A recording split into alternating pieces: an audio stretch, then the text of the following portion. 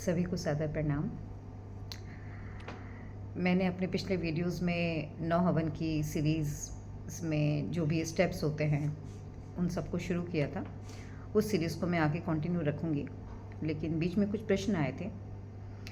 कुछ भाई बहन ऐसा सोचते हैं कि जैसे जिनकी पूरी प्रक्रिया भी हो गई फिर भी उनके अंदर कष्ट है, तो वो अपने उन कष्टों से कैसे बाहर निकल सकते हैं। तो इसके ऊपर हम थोड़ी सी आज चर्चा करेंगे। एक्चुअली मैं चाहती थी कि डिज़ीज़ के ऊपर एक पूरी सीरीज़ अलग से बनाऊं, क्योंकि वो फिर एक लंबे कंसेप्ट हैं। लेकिन अभी थोड़ा सा कुछ ऐसे टॉपिक्स को लेकर 2-3 वीडियोस बनाते हैं कि जैसे अधिकतर भाई बहन समझते हैं कि घर के लोग मतलब विश्वास नहीं करते, उन्हें आधुनिक चिकित्सा के ऊपर ज़्यादा विश्वास है। तो कुछ घरों में ये समस्याएं हैं, कुछ घरों में ये समस्याएं हैं कि सारी प्रक्रिया कर लेने के बाद भी अभी तकलीफ़ में है, तो तकलीफ़ से कैसे बाहर निकला जाए। देखिए, मैं बहुत ही निष्पक्ष भाव से कुछ चीज़ों को आपसे कहना चाहती हूँ। सबसे पहली बात कि जब भी कभी आप दरबार से जुड़ें तो कभी भी दरबार को चमत्कार की दृष्टि से ना देखें, ठीक है। मैंने अपनी दृष्टि में दरबार को वहाँ ईश्वर उपस्थित है इस दृष्टि से देखा। साइंस बैकग्राउंड होने के नाते जो डिवाइन हीलिंग है उसको समझने की जिज्ञासा के व्यू पॉइंट से देखा। और दरबार में जब ये 9 हवन की प्रक्रिया होती थी, तब जब हम इस दरबार से जुड़े थे तब एक हवन के बाद दूसरा हवन भी 3 दिन के बाद करना होता था, और 5 हवन करने के बाद भी दरबार में ही संकल्प करने जाना होता था। ये बहुत पहले की बात है। लेकिन बाबा जी जैसे जैसे शक्तियाँ खोलते थे, उन शक्तियों से हमेशा सीखने का प्रयास किया कि अच्छा अभी ये हुआ, फिर ये शक्ति खुली, तो मतलब कैसे ये शक्तियाँ आपस में हीलिंग के साथ लिंक थी, ये समझने का प्रयास और जिज्ञासा सदा बनी रहती थी। सबसे पहले हमें, जो आज हम एक चीज़ बिल्कुल ही भूल गए हैं, मानव जाति बिल्कुल ही भूल गई है, वो है कार्मिक पाथ, मतलब हमारा कर्म। आप सब ने वेदों में, शास्त्रों में एक चीज़ पढ़ी होगी कि हम जो भी कर्म करते हैं वो हमारे अंदर रजिस्टर हो जाता है, या हम ये पढ़ते हैं कि चित्रगुप्त जी हमारा कर्मों का हिसाब किताब लिखते हैं। अब चित्रगुप्त जी ऊपर लिखते होंगे, लेकिन जब आप अपनी ह्यूमन बॉडी को आध्यात्मिक और साइंटिफिक दोनों दृष्टि से देखेंगे तो आप ये जान पाएंगे कि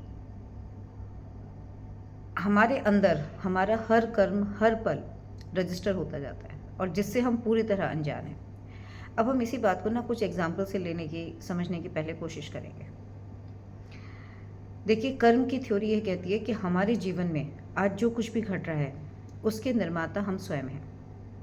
चाहे वो अच्छा घट रहा है या वो बुरे रूप में घट रहा है, उसके निर्माता हम स्वयं हैं। हमने ही कभी ये चाहा था, या हम ये चाह रहे हैं जो हमारे साथ जीवन में हो रहा है। अब आपको ये बात अजीब लगेगी, आपको लगेगा कौन चाहता है, हम अब तो दुखों से भरे, हमने थोड़ी दुख मांगे थे, लेकिन वो दुख आपके पास अज्ञानता के कारण आ रहे हैं, ठीक है। मनसा वाचा कर्मणा, मतलब कर्म का बंधन या कर्म का भोग हमारा, यदि हम किसी व्यक्ति के प्रति मन में बुरा सिर्फ सोच लें, कुछ ना करें, सिर्फ उसके प्रति हमारे मन में यदि बुरा विचार भी आ जाए तो भी हम उसके साथ कर्म के बंधन में टाई अप हो जाते हैं, अच्छा या बुरा जो भी आ जाए।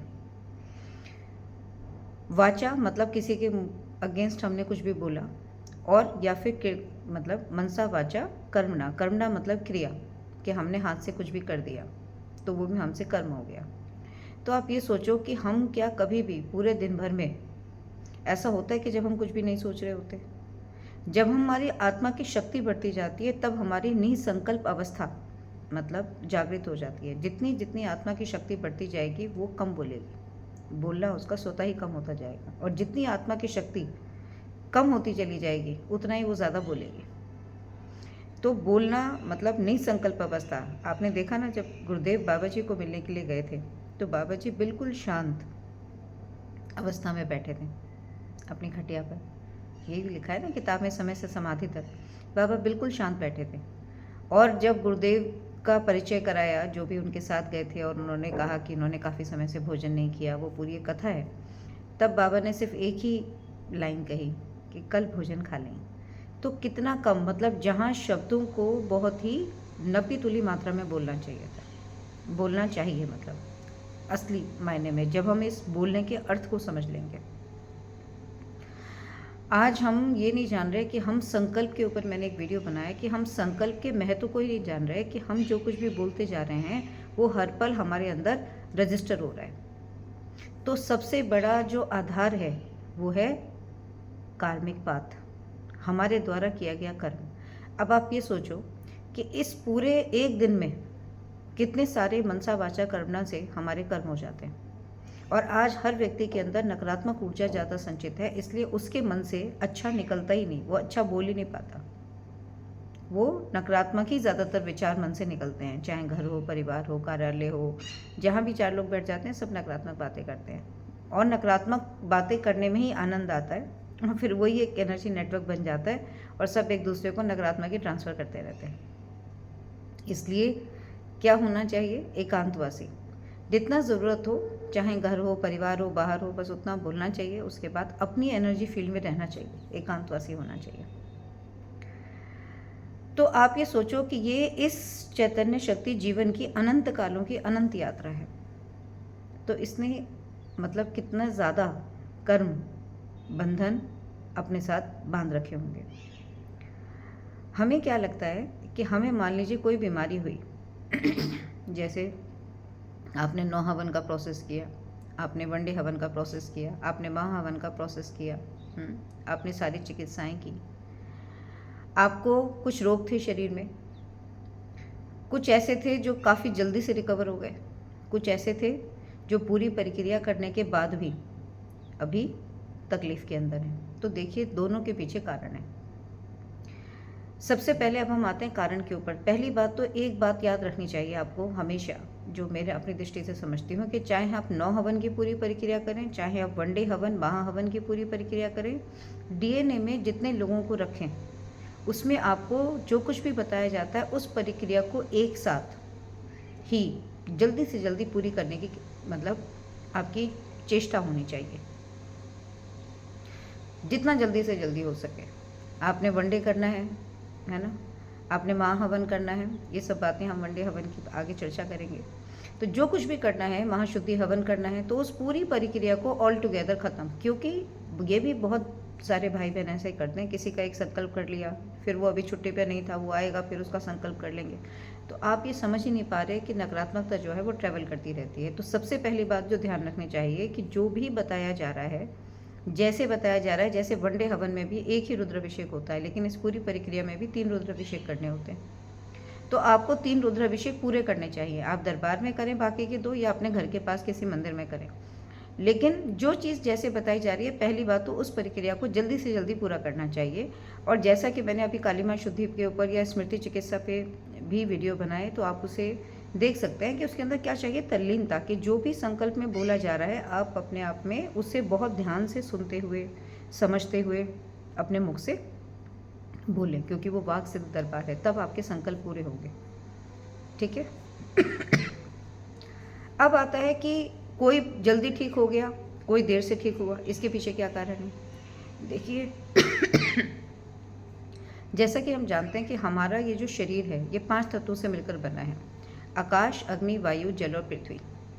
और जब कोई और जीवन, कोई भी वो पितृ के रूप में किसी भी जीवन में किसी भी तरह से आप मंदिरों में जाते हैं, कहीं भी जाते हैं, और जब कोई जीवन जुड़ जाता है तो उसके साथ क्या जाता है, क्योंकि वो मृत आत्मा की तरह है ना, उसके साथ जल और पृथ्वी तत्व नहीं है, बाकी के 3 तत्व तो मौजूद हैं, आकाश, अग्नि और वायु। तो जब कोई भी आत्मा आपके साथ रह रही है तो आकाश, उसका भी आकाश, उसकी भी अग्नि, उसकी भी वायु आपके शरीर के आकाश, अग्नि और वायु के साथ क्या होगी, समायोजित हो जाएगी। जितने ज़्यादा जीवन होंगे उन सब की ऊर्जा, तो हम क्या कहेंगे कि जैसे जैसे ये 3 तत्व आपके अंदर समाते चले जा रहे हैं, आपका क्या बन गया, अब नया आकाश बन गया, आप में नई अग्नि बन गई, नई वायु बन गई। नीचे के लोगों के साथ जिन चेतनाएं जुड़ी हुई हैं वो कैसी हैं, कामी हैं, क्रोधी हैं, अहंकारी हैं, लोभी हैं, तो आपके अंदर भी वही विकार पैदा होने शुरू हो जाएंगे। तो अब आपको लगता है कि हवन किया और ठीक हुए, देखिए ऐसा बिल्कुल भी नहीं है। आप पहली बात तो शायद आपको ये भी बहुत गहराई से समझना पड़ेगा कि चाहे नाव हवन का प्रोसेस हो या वनडे हवन का प्रोसेस हो, कि हवन आपको कितनी महीनता से ऊर्जा प्रदान कर रहा है ना, ये आपको समझना पड़ेगा, ये समझना पड़ेगा। बहुत सारे भाई बहनों को ऐसा लगता है कि जब वो हवन करते हैं तो वो, देखिए सबसे पहला इम्पॉर्टेंट है भाव। जब आप नौ हवन का प्रोसेस कर रहे हैं, मैंने उसके ऊपर भी एक वीडियो बनाया कि मान लीजिए आप हवन कर रहे हैं, हवन करते समय आपकी तल्लीनता ही नहीं है, मतलब आप बातें कर रहे हैं, आपका ध्यान ही नहीं है अपने कष्टों के ऊपर, तो पहले हमें किसी भी कार्य को करने से पहले उसको अच्छे से सोचना समझना चाहिए कि हमें उस कार्य को कैसे करना है, वो 2 घंटे के टाइम में को हमें कैसे बिताना है ताकि हमें उसका मैक्सिमम बेनिफिट मिले। आप कालिमा शुद्धि संकल्प कर रहे हैं, स्मृति चिकित्सा कर रहे हैं दरबार में जाके, तो आपका जो भी बोला जाता है संकल्प में, उसके ऊपर आपका पूरा ध्यान केंद्रित होना चाहिए, ठीक है। आप घर पे आकर महाशुद्धि हवन करते हैं तो आप अपने जिस घर में रहते हैं उनको आपको पूरे हवन के दौरान बार बार देखना चाहिए, है ना। आप अपनी प्रॉपर्टीज़, जो दूसरी प्रॉपर्टीज़ को शुद्ध करने के लिए 9वां हवन करते हैं, उसमें आपको अपनी सारी प्रॉपर्टीज़ के नाम, एड्रेस आप पहले दरबार को बता सकते हैं, और उसके बाद पूरे हवन के दौरान भी अपनी उन प्रॉपर्टियों को अपनी कल्पना में देखते रहिए, तो उससे आपको बहुत बेनिफिट मिलेगा। और दूसरा, वनडे कर लिया, फिर 3 महीने बाद महाहवन करने गए, फिर 3 महीने बाद कभी मौका मिला तो महाशुद्धि कर लिया, ऐसे टूट टूट के खंड खंड में प्रक्रिया नहीं करनी चाहिए। तो सबसे पहली बात तो ये आती है कि सारा का सारा प्रोसेस एक साथ करना चाहिए, ठीक है। अब दूसरी बात ये आती है कि कोई जल्दी ठीक हो रहा है, कोई जल्दी ठीक नहीं हो रहा। देखिए, बीमारी 2 तरह से ट्रेवल कर रही है मोटा मोटी। एक कि आपको स्वयं में बीमारी नहीं है, आपके अंदर जो सूक्ष्म जीवन है वो बीमार है। तो चाहे कितना से कितना भयंकर रोग आपको हो, आप पूरी प्रक्रिया को के प्रोसेस को करते करते ही काफ़ी हद तक ठीक हो जाएंगे, काफ़ी हद तक, क्योंकि वो बीमारी आपको नहीं है। जब दरबार अपनी ये पूरी की पूरी चिकित्सा करता है तो आपके अंदर जो भी कोई जीवन है, उस जीवन को, उसकी स्मृतियों को, सब कुछ निकाल देता है दरबार। तो क्योंकि बीमारी आपके अंदर थी नहीं, आपके अंदर वो क्या हो रही थी, अपना स्पष्ट रूप दिखा रही थी, क्योंकि आपके अंदर वो एनर्जी थी। दरबार में गुरुदेव बताते ना कि जो स्मृति आगे होती है वैसी बीमारी आपको हो जाती है। अब किसी को, आपको कैंसर नहीं है, मान लीजिए आपके अंदर कोई ऐसा जीवन बैठा है, कोई ऐसा पूर्वज बैठा है जिसको कैंसर था, यदि आप उसे ना निकालते तो वो आपके अंदर धीरे धीरे डेवलप हो जाता, लेकिन वो पूरा का पूरा दरबार ने निकाल दिया तो आपको भी तुरंत ही आराम मिल जाएगा, तुरंत ही। दूसरा, कुछ फिजिकल प्रॉब्लम्स होती हैं जिनके अंदर एनर्जी, मतलब ज़्यादा, आपको बीमारी की जो रूट है वो बहुत ज़्यादा गहरी नहीं है, तो भी आपको बहुत जल्दी फ़र्क महसूस होता है। तीसरा बीमारी है कि जो किसी जीवन के द्वारा नहीं है, आपके स्वयं के अंदर है, उसको ठीक होने में टाइम लगता है। उसके पीछे कारण है, उसके पीछे कारण है कर्म।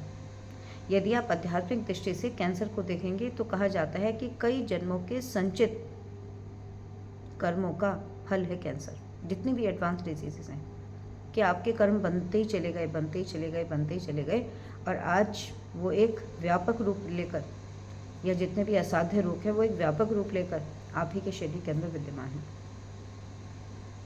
गहरे हो गए मतलब। तो कर्म ही है सबका आधार, किसी भी चीज़ के होने का या ना होने का। अब आपको लगेगा कि कर्म कैसे इस चीज़ का आधार हो सकता है। देखिए, हम इसको पहले एक छोटे से ना एक फैमिलियर एग्जाम्पल से समझते हैं। मैं इसके ऊपर इसी टॉपिक पे 2-3 वीडियोस बनाऊंगी, क्योंकि मैं बहुत लंबा नहीं करना चाहती वीडियो। कि जैसे मान लीजिए कि एक छोटा सा पौधा है और एक नाला बह रहा है, ठीक है। आपकी दृष्टि जाती है, मान लेते हैं, चलिए तुलसी का पौधा है, आपको लगेगा कि तुलसी का पौधा यूज़ ही नहीं हो पाएगा यदि ये नाली के पास लगा हुआ है। तो आपकी, जैसे ही पौधा होगा, आपकी दृष्टि गई, आप क्या करोगे, पहले तो उस पानी को वहाँ से हटाने का प्रयास करोगे, फिर मिट्टी के अंदर वो जो पौधा है उसको थोड़ा सा जड़ के साथ ही उखाड़ोगे, और फिर आप इसे किसी अच्छी जगह पर, किसी गमले में या किसी अच्छे स्वच्छ स्थान पर लगाएंगे। उसकी जड़ों को खाद, सही समय पर जल पानी देंगे तो हम देखेंगे वो पौधा बहुत जल्दी दोबारा से नरिश कर जाएगा। ये पौधा छोटा सा था तब आपका ध्यान गया, ये पौधा थोड़ा बड़ा हो गया तब आपका ध्यान गया, तब भी आप सेम प्रक्रिया करेंगे। ये पौधा कई महीने का हो गया लेकिन अभी पौधा ही है, तब आपका ध्यान गया कि अरे यहाँ तो पौधा हो गया, है ना, तब भी आप ये सेम प्रक्रिया करेंगे। मान लीजिए कि वो कुछ सालों का हो गया, है ना, मोटी मोटी जड़ें आ गई, तब भी आप एक प्रयास कर सकते हो कि ये जो तुलसी का पौधा तो कभी यहाँ यूज़ ही नहीं हो पाएगा, फिर भी हम एक प्रयास कर लेते हैं। अभी माने कि कई साल हो गए, मान लीजिए कि कोई पौधे से पूरा पेड़ ही बन गया, तो कभी आपने ये सोचा है कि क्या उस पेड़ को, पहले तो आप नाले का पानी हटाएंगे, लेकिन क्या इस पूरे के पूरे पेड़ को उठा करके दूसरी जगह पर लगाया जा सकता है? क्या ये संभव है? क्यों? क्योंकि जितना आपको फला हुआ पेड़ बाहर दिखाई दे रहा है, उतनी ही फैली हुई जड़ें उसकी मिट्टी के अंदर हैं, तो उसको जड़ के साथ निकालना धरती से संभव नहीं है, संभव नहीं है। आप यदि निकालेंगे तो वो पौधा वैसे ही मर जाएगा। ठीक यही सिस्टम आप यदि बहुत ध्यान से देखें तो पूरी की पूरी जितनी भी दरबार की चिकित्सा है ना, उसका एक ही की सार है, आपको सकारात्मक ऊर्जा देना और नकारात्मक ऊर्जा को बाहर निकालना। ठीक है, यदि आपके अंदर संचित नकारात्मक ऊर्जा जो आपने अपने कर्मों से ही कमाई है, हम जब सात्विक कर्म करते हैं तो हमारे अंदर पवित्र ऊर्जा इकट्ठी होती है। जब हम नकारात्मक, मतलब ईश्वर के गुण हैं, प्यार, दया, ममता, करुणा, सहनशीलता, शांति, ये यदि आप इन ईश्वर के गुणों को धारण करके अपना कोई भी कर्म करेंगे तो वो सात्विक कर्म है। और इसका बिल्कुल उल्टा कुछ भी करेंगे तो वो ईश्वर की राह, जो ईश्वर ने बताई है कि आपको एक जीवन के नाते, एक उसकी का अंश होने के नाते आपको किस मार्ग पे चलना है, उससे आप बिल्कुल उल्टा काम कर रहे हैं। तो आप क्या कर रहे हैं? पाप कर्म कर रहे हैं, तो आपके अंदर नकारात्मक ऊर्जा संचित करेगा। तो यहाँ पर क्या है कि कितनी सकारात्मक ऊर्जा है और कितनी नकारात्मक ऊर्जा है। सकारात्मक ऊर्जा है, आपको इस नेचर की सकारात्मक ऊर्जा के साथ ही जोड़ेगी। और यदि आपके अंदर जो नकारात्मक ऊर्जा है वो इसी माँ प्रकृति की नकारात्मक ऊर्जा से ही आपको जोड़े रहती है। कैसे जुड़े रहती है? आपके अंदर से जो आभा निकलती है, किरणें निकलती हैं, तो यहाँ भी किरणें ही हैं, एनर्जी फील्ड्स हैं। वो एनर्जी फील्ड्स आपस में क्या होती हैं? टाई अप हो जाती हैं, और जैसे वो जुड़ जाती हैं आपके साथ, वैसा ही मतलब ऊर्जा का प्रवाह आपके अंदर और बाहर होता ही रहता है। ये क्रिया, बस अंतर इतना है कि हमें दिखाई नहीं देती। इसको हम जब इस दिव्य दृष्टि को सक्रिय कर लेंगे तब हम उसे देख पाएंगे। तो बीमारी आपकी किस लेवल पे है? एक्यूट लेवल पर है, एडवांस होना शुरू हुई है, या बहुत ही एडवांस हो गई? देखिए, कोई भी पूरी प्रक्रिया करेगा उसको कुछ भी फर्क ना हुआ हो, ये तो कभी भी नहीं हो सकता। क्या है कि मान लीजिए आप बहुत ही ज़्यादा असाध्य रोगों से भरे हुए हैं, तो आपके अंदर क्या होगा कि वो बीमारी अब आपकी वहीं पर रुक गई। मतलब जितनी थी ना वो बीमारी, और ज़्यादा अब आगे नहीं बढ़ेगी। यदि वो अभी ठीक नहीं हुई तो वो और ज़्यादा आगे नहीं बढ़ेगी। कुछ केसेस में ऐसा होता है कि जैसे जैसे आपकी ऊर्जा बढ़ती चली जाती है, आपको जो दवाएं आप खाते थे वो दवाएं काम नहीं करती थी, वो दवाएं अब काम करने लगती हैं। मतलब हम ये कह सकते हैं कि ओवरऑल मिला के कि हीलिंग का पाथ शुरू हो जाता है। और मैं आपको ये भी बता दूं कि हमारे अंदर एक ना मैकेनिज़्म है, जैसे छोटा बच्चा होता है, उसकी स्टेज होती है, वो ग्रो करता है, डेवलप करता है ना, और बड़ा हो जाता है। लेकिन जब वो एक स्टेज में पहुंच जाता है, अपनी युवा अवस्था में पहुंच जाता है, तब माँ प्रकृति के द्वारा हमारे शरीर के अंदर एक ऐसी व्यवस्था है कि ग्रोथ और डेवलपमेंट रुक जाता है ना। युवा अवस्था के बाद जब वो अपने नेक्स्ट फेज में जाता है, तो उस समय में जो आपका कहते हैं ना कि सेल की रीजनरेशन कैपेसिटी, वो एज के साथ साथ कम होती चली जाती है। और दूसरी इम्पॉर्टेंट बात कि सतयुग से लेकर कलयुग तक हमारी ये चेतना, ये चैतन्य शक्ति, हम इसे सिंपल तरीके से समझें तो ये एक बैटरी की तरह है। जब आप नया मोबाइल लेते हैं, आप उस पर कुछ भी काम करते हैं, सारे काम बहुत फास्ट होते हैं, है ना, क्योंकि उसकी बैटरी फुली चार्ज होती है, एक्टिव होती है। तो बैटरी के चार्ज होने से क्या है कि energy is a capacity to do the work, कि कोई भी कार्य करने की क्षमता ऊर्जा ही है। तो ऊर्जा आपको भरपूर होती है, आपके पास कार्य करने के लिए ऊर्जा ही चाहिए, तो आप बीमार पड़ते ही नहीं। जब आपके अंदर ऊर्जा होती है, ये आत्मा की शक्ति जब बढ़ी होती है, तब ये सात्विक कर्म ही करती है, ये सात्विक कर्म की ओर ही अग्रसर होती है, अच्छे कर्म करती है, सात्विक ऊर्जा ही कमाती है। ठीक है, और जैसे जैसे इसकी शक्ति कम होती चली जाती है, वैसे ही बाह्य स्मृतियाँ, वैसे ही बाह्य जो जितने भी ये जीवन हैं वो आपके अंदर प्रवेश पा लेते हैं। जिसका भी ऑरा बहुत ही वीक होगा, काला होगा, उसके अंदर अनेक जीवन आप कहीं भी जाएंगे ना, अनेक जीवन मतलब आप कैरियर हैं उन जीवन को अपने शरीर के अंदर धारण करने के लिए, वो इंतज़ार ही कर रहे हैं आपका, आपके शरीर के साथ अपना एसोसिएशन बनाने के लिए। लेकिन आपके अंदर इतना अनंत गुना शक्तियाँ हैं कि आप इसी काले औरे को भी बदल सकते हैं, लेकिन उसके लिए बहुत ही दृढ़ प्रयास चाहिए, बहुत ही दृढ़ प्रयास चाहिए। मतलब लगातार आप जब उसके ऊपर कार्य करेंगे तब आपकी आंतरिक ऊर्जा बदलेगी, और जैसे ही आंतरिक ऊर्जा बदलेगी तभी बाह्य ऊर्जा बदलेगी, तभी आपके जीवन में जो कुछ भी घट रहा है जब वो आपके अंदर से ऊर्जा के रूप में बदलेगा तब आपको बाहर परिवर्तन नजर आएगा। तो आज है क्या कि सात्विक ऊर्जा का कोई केंद्र ही नहीं है आपके पास। या तो आप ज्ञान से अपने आप को समझा सकते हैं, मतलब जैसे अभी हमने कहा कि इंसान को एकांतवासी होना चाहिए। आप जितना बोलते हैं, नेगेटिव बातें करते हैं, ग्रुप में बैठकर नेगेटिव, आपकी ऊर्जा खर्च हो रही है, आपको पता ही नहीं कि मेरी ऊर्जा खर्च हो रही है। लेकिन यदि मुझे पता है कि ये मेरी आत्मा की शक्ति है, ये कम या ज़्यादा होती है, तो ये कब बढ़ती है और कब कम होती है, या किस मेथड से बढ़ती है किस मेथड से कम होती है, यदि मुझे ये बात का ज्ञान है तो मैं अपनी इस ऊर्जा को वेस्ट क्यों करूँगी।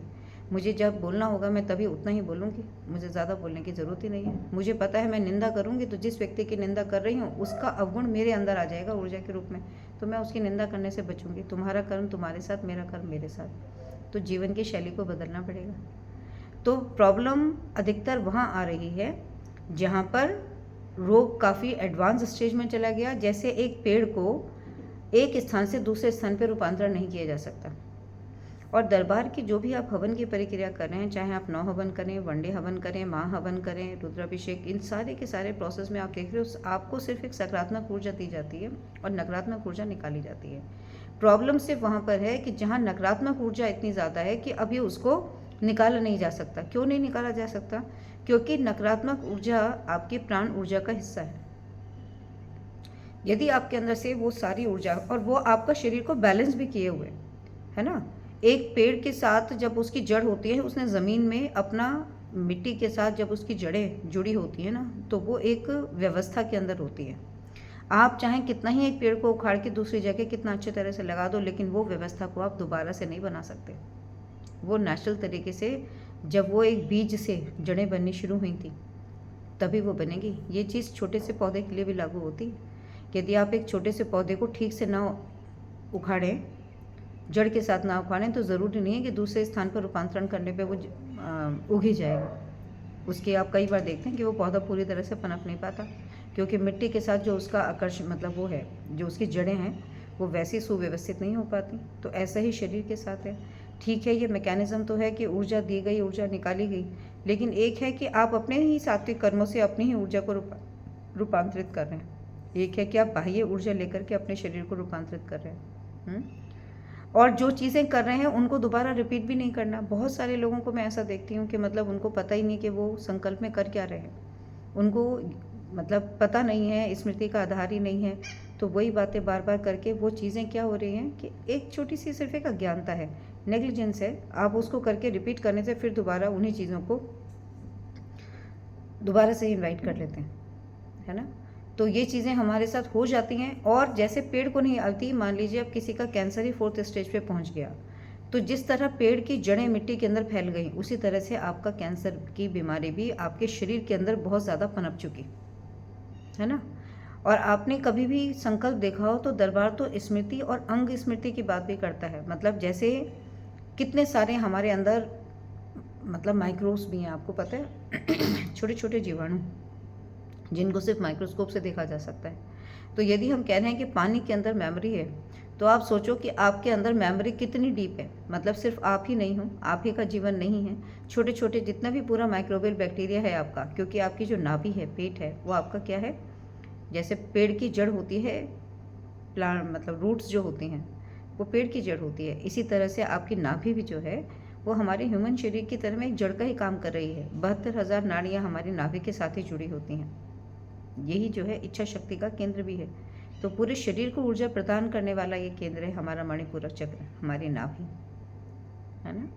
तो डिजीज़ मतलब आउटर है या इनर है, और अंदर कितना ज़्यादा फैल चुकी है, उसकी स्मृतियाँ कितनी डीप बन चुकी हैं, हर माइक्रोब जो आपके अंदर रह रहा है उसके अंदर भी वही तत्व हैं, उनके अंदर भी आप ही की एनर्जी, क्योंकि वो आप ही के एनर्जी सिस्टम के अंदर रहते हैं, चाहे वो स्टमक में रहें, इंटेस्टाइन में रहें, गट में रहें, कहीं भी रहें, वो सारे के सारा माइक्रोबियम जो ऑर्गन सिस्टम, माइक्रोबियल सिस्टम है, that is also the integral part of the human body.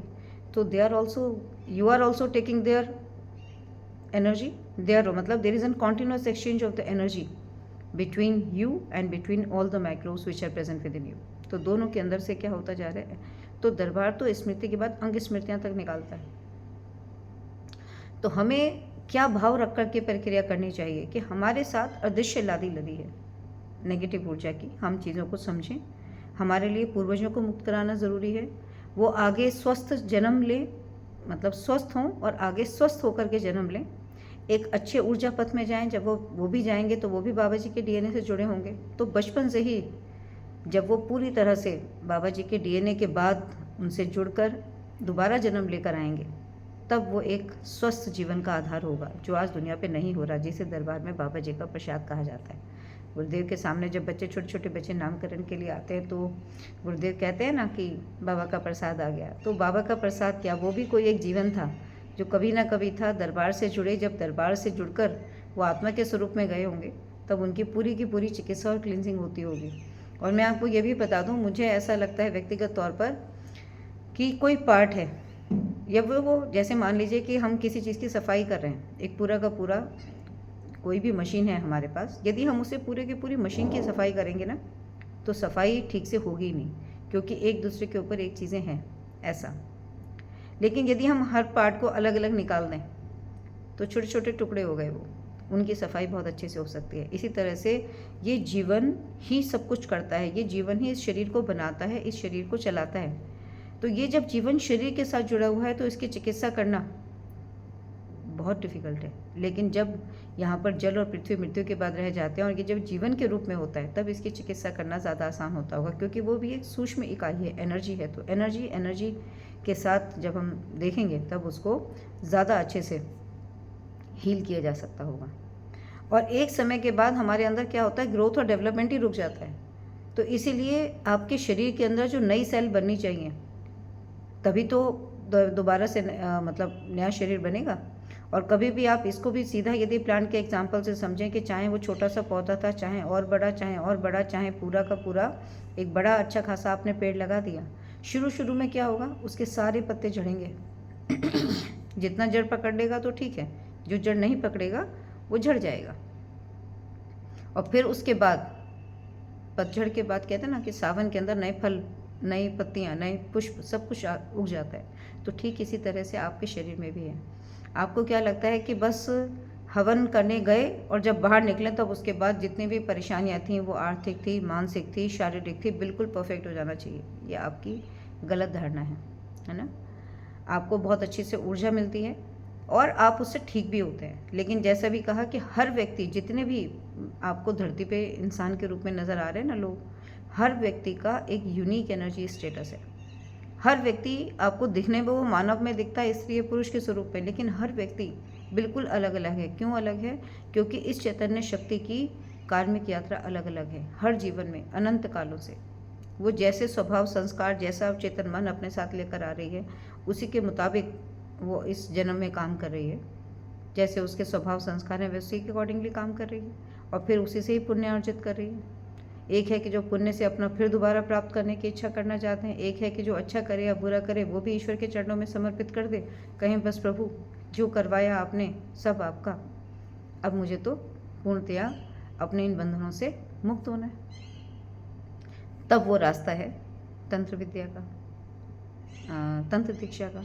तो चाहे आप 9 हवन करें, वनडे करें, महाहवन करें, आप मंत्र दीक्षा लें, तंत्र दीक्षा लें, हर लेवल के ऊपर आपकी ऊर्जा बढ़ती जाएगी, नकारात्मक निकलती जाएगी, बढ़ती जाएगी, निकलती जाएगी. तो हमारे हमें ये समझना है कि सारे की सारी नकारात्मक ऊर्जा को एक साथ खींचा नहीं जा सकता, क्योंकि वो आपके शरीर के अंदर जो है उसकी जड़ें बनी हुई हैं. यदि आपकी सारी नकारात्मक ऊर्जा को एक साथ खींच दिया जाए, तो तुरंत ही आप देखते हैं दरबार के अंदर के गुरुदेव यदि किसी की एनर्जी कम है और निकालते हैं, तो वो तुरंत ही देख लेते हैं कि ये धड़ाम से गिर पड़ेगा, मतलब उसके अंदर चलने फिरने की शक्ति खत्म हो जाएगी. तो फिर भी आप परेशान होंगे यदि ऐसा कर दिया जाए कि हमारा बच्चा तो ठीक ठाक बैठा हुआ था, पता नहीं क्या चिकित्सा हुई कि वो बेहोश हो गया। तो इधर भी परेशानी है। तो उसका परेशानी का कारण यह है कि उसकी ऊर्जा को ज़्यादा बढ़ाया नहीं जा सकता या उसके अंदर से ज़्यादा ऊर्जा को निकाला नहीं जा सकता। ठीक है, तो क्यों नहीं करा जा सकता? क्योंकि हर व्यक्ति का जो ऊर्जा लेवल है वो अलग अलग है।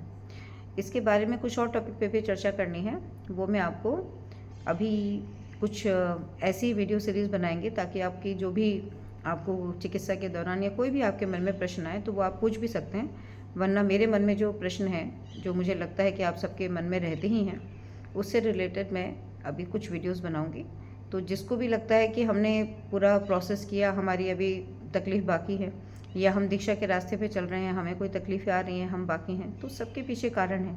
आपको बस की पॉइंट पे इतना समझना है कि जो भी चिकित्सा आप कर रहे हैं उसको जल्द से जल्द पूरा करना है और मंत्र दीक्षा, तंत्र दीक्षा के रास्ते पे जाना है और धीरे धीरे धीरे धीरे धीरे धीरे अपनी कैपेसिटी के अनुसार आपको आगे बढ़ते ही जाना है।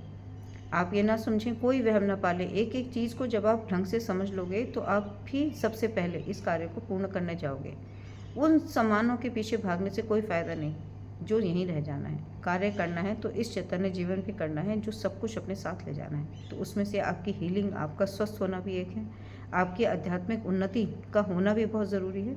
और उस आध्यात्मिक उन्नति के पथ पर चलकर आत्मा की शक्ति को बढ़ाना ज़रूरी है। आत्मा की शक्ति के बढ़ने से आपका कर्म करने का तरीका बदलेगा और कर्म करने के तरीके के बदल जाने से ही आपके स्वभाव संस्कार बदलेंगे और आपका जीवन भी परिवर्तन हो जाएगा। आप ही के अंदर सारी शक्तियाँ निहित हैं, बस उन शक्तियों को क्या करना है, एक्टिवेट करना है। जैसे जैसे ऊर्जा बढ़ती जाएगी, शक्तियाँ अपने आप ही, आंतरिक शक्तियाँ एक्टिवेट होती जाएंगी। ठीक है, तो मैं इसे यहीं समाप्त करती हूँ। कोई भी प्रश्न आपके मन में हो तो आप पूछ सकते हैं। मैं इसी टॉपिक को थोड़ा और डिटेल में स्टेप वाइज मैनर में लूँगी। ठीक है, प्रणाम।